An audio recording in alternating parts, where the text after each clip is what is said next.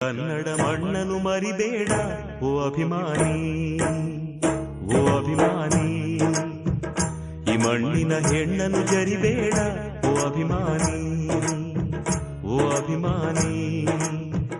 ಸುಸಂಸ್ಕೃತ ಚರಿತೆಯ ತಾಯ್ನಾಡು, ಮಹೋನ್ನತ ಕಲೆಗಳ ನೆಲೆಬೀಡು. ಕೆಡಿಸದಿರು ಈ ಹೆಸರ, ಈ ಹೆಸರ. ಈ ಕನ್ನಡ ಮಣ್ಣನು ಮರಿಬೇಡ ಓ ಅಭಿಮಾನಿ.